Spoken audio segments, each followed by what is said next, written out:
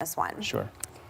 I don't believe you're a reliable narrator, and I'm not convinced this isn't just some kind of PR campaign to stop yourself from getting indicted. You were fired at the recommendation of the FBI, which in your book you cite 4 times how great of an organization it is for your lack of candor. I would like you to say right here on national TV that you were not a source for the New York Times, you were never a source for the New York Times or any other publication, considering that's what you're accused of lying about. Basically, were you ever a leaker to the New York Times? Absolutely not. No, not in any time ever. You should understand, Megan, when I was serving as deputy director, I was one of 2 people in the FBI that had the authority to disclose information to the media. That is an FBI policy. It's baked into the way that we run media relations in the organization.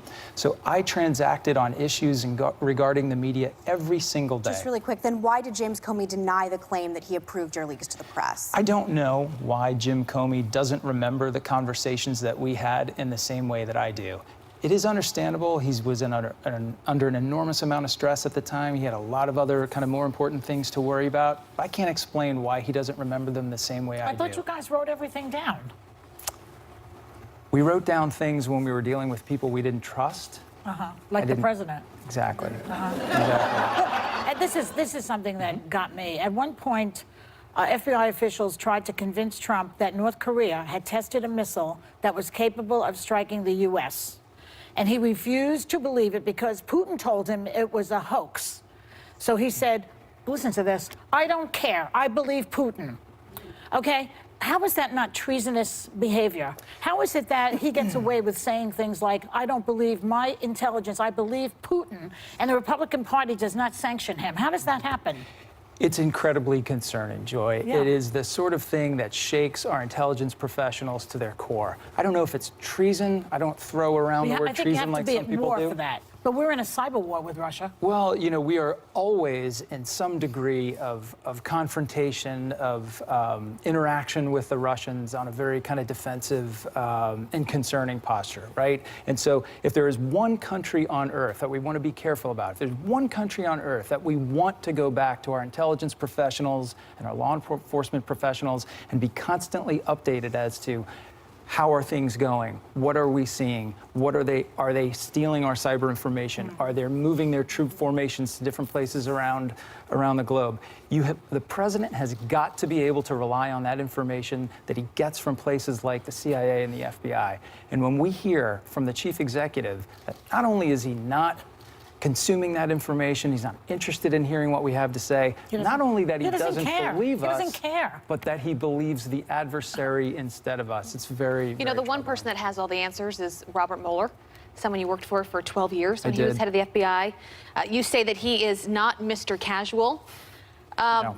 If his report comes out and he says there is no direct link, there is no direct collusion between the Russians and the president, will you be satisfied? Absolutely. Absolutely. I have total confidence in Director Mueller and the team he's put together.